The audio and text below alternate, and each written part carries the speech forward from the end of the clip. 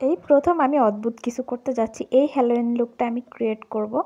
তো হচ্ছে হ্যালোইন তো অনেক আগেই চলে গিয়েছে, তারপরও ভাবলাম যে আমি এই লুকটা করি, দেখি ট্রাই করে দেখি হয় কি না। মানে অদ্ভুত একটা জিনিস আমি ট্রাই করছি, জানি না আমার মাঝে মাঝে এরকম হয় যে পাগলামিগুলো করি, দেখি কেমন লাগে। আজকে ভাবলাম যে আপনাদের সাথেও শেয়ার করি। তো আমি হচ্ছে এই যে কাঁটা চামচ দিয়ে তারা যেভাবে দেখিয়েছে আমি একটা রেখা টেনে নিলাম গালে, এটা কাটা অংশ। আমি কিন্তু ভূত কিন্তু অনেক বেশি ভয় পাই। আমি এগুলা ভূত জাতীয় এসব জিনিস, ভৌতিক জিনিস খুব ভয় পাই। কিন্তু তারপরও আমার মাথায় এটা আসলো যে আমি এরকম একটা জিনিস ক্রিয়েট করি। অবশ্যই শেষ পর্যন্ত দেখবেন আর অবশ্যই কমেন্ট করে জানাবেন আসলে হয়েছে কিনা। তারা যেভাবে করেছে আমি সেভাবেই ট্রাই করেছিলাম। আর হচ্ছে যে আপনাদের ভাইয়া তো হাসতে হাসতে শেষ আমার এই অবস্থা দেখে।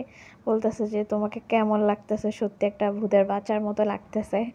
মানে আমার কাছে এই হ্যাকটা দেখে আমার খুব ভালো লাগছে যে আমিও দেখি একটু ক্রিয়েট করি আমি পারি কি না। এ তারপর হচ্ছে এই যে লিপস্টিক, কটন বাড মানে আমি সব আমার ব্রাশটা সব কিছু নষ্ট করেছি এটার জন্য। এই তো তারপর হচ্ছে এই যে আমার মোটামুটি হচ্ছে জিনিসটা কমপ্লিট হয়ে গেছে। এবার হচ্ছে একটু ব্রাশের ছিটা দিব। এই ব্রাশটা দিয়ে আমি এই কাজটা করতে গিয়েছি, আমার ব্রাশটা একদমই নষ্ট হয়ে গিয়েছে।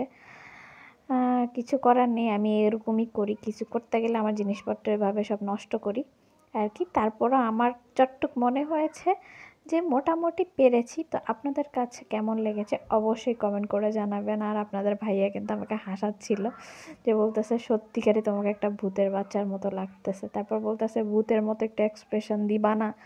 ভূতের মতো এক্সপ্রেশন না দিলে কি হয়? এখন ভূতের মতো এক্সপ্রেশন কেমন দিব আমি সেটাই আসতেছে না, আমার শুধু হাসি পাচ্ছে। এই তো। আর অবশ্যই এই লুকটা ক্রিয়েট করতে একটু কষ্ট হয়েছে, একটু ঝামেলা হয়েছে। এই যে মুখের এই জিনিসগুলো উঠাতে খুবই কষ্ট হয়েছে। অবশ্যই আপনারা কিন্তু আমাকে লাইক, কমেন্ট, শেয়ার, ফলো করে দিবেন, সাপোর্ট করবেন। এভাবে হচ্ছে মজার মজার জিনিস আপনাদের সামনে নিয়ে আসবো, মজার সুন্দর সুন্দর ব্লগ আসবে অবশ্যই সামনে। তো ভয় পেয়েছেন কেউ? ভয় পাবেন না আবার।